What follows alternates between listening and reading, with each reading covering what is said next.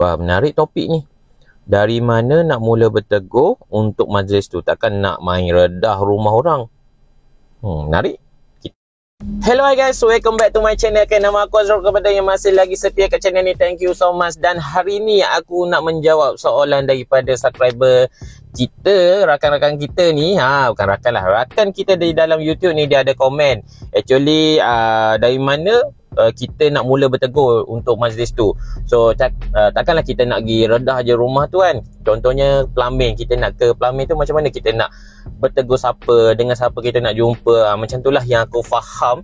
So actually aku hidekan dia punya ni. So aku beritahulah konten dia, lebih kurang topik dia macam tu. Okay, kali ni aku akan bagikan macam tips yang biasa aku praktikkan. Okay, so sebagai contoh, bila korang nak mulakan conversation, okay, korang nak mulakan communicate dengan orang yang kat situ. Contohnya kalau korang ni seorang introvert, okay, so memang agak susah. Kalau extrovert memang tak ada mahal pun, memang pergilah ke mana pun memang tak ada hal. Orang kata pergi sini boleh tegur, pergi sana. Jadi terlalu friendly kalau extrovert. Kalau introvert ni macam mana kan? Macam aku ni boleh dikatakan ikut situasi. Kadang-kadang extrovert, kadang-kadang introvert. So bergantung. Okay, korang mungkin boleh ikut tips yang aku akan beritahu ni. Contohnya yang pertama, okay, tak adalah yang pertama, aku share je.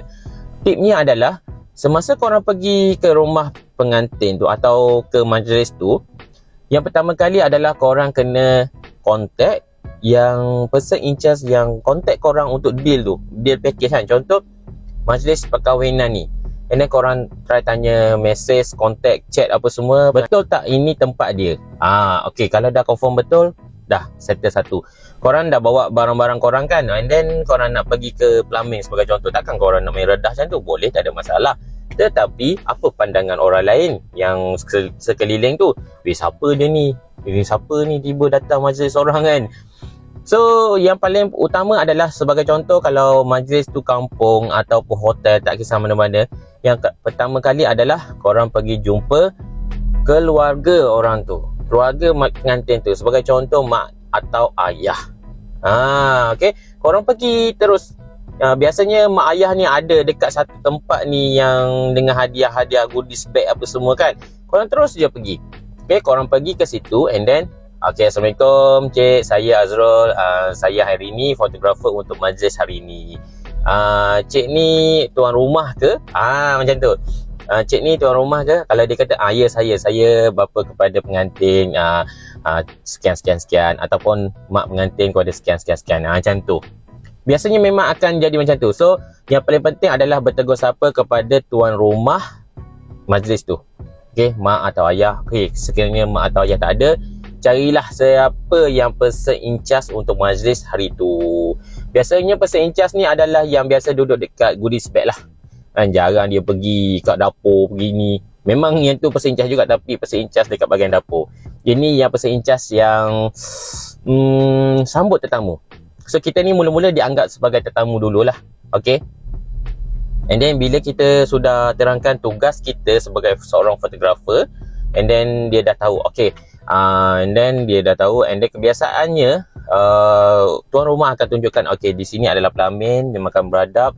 Dan sekiranya bonus tu adalah tuan rumah menceritakan apa sketsa ataupun atur cara pada hari tersebut. Biasanya aku dapat macam tu lah.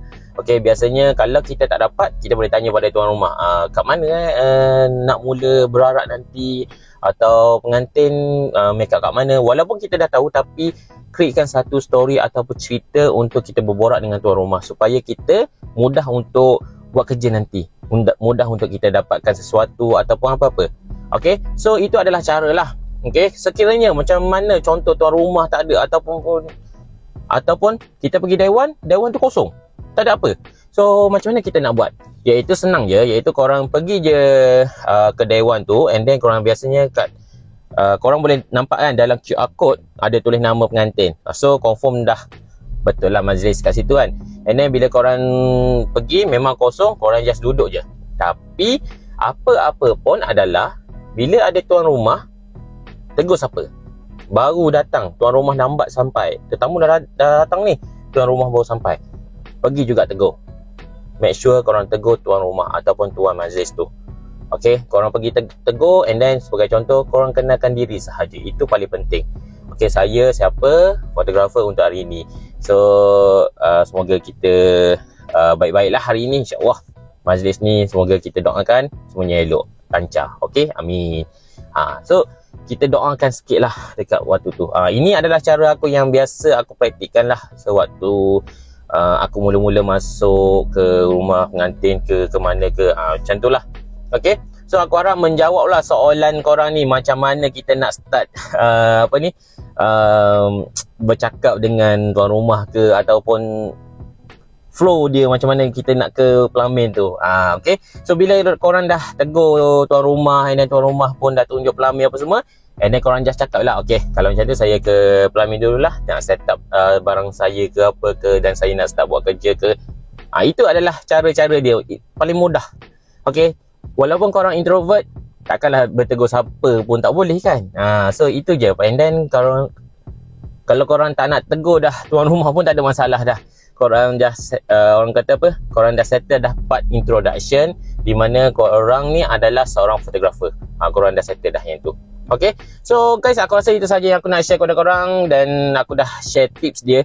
Sikit tips, sebenarnya banyak lagi, tapi nantilah aku share lagi. Okay, so thank you guys. So aku sekarang ni aku nak pergi shoot birthday party dekat hotel ni, and then sebenarnya aku menunggu customer sebenarnya ni kan. So see you guys in next video, dan jangan lupa untuk tekan subscribe punya button kat bawah tu, and bye.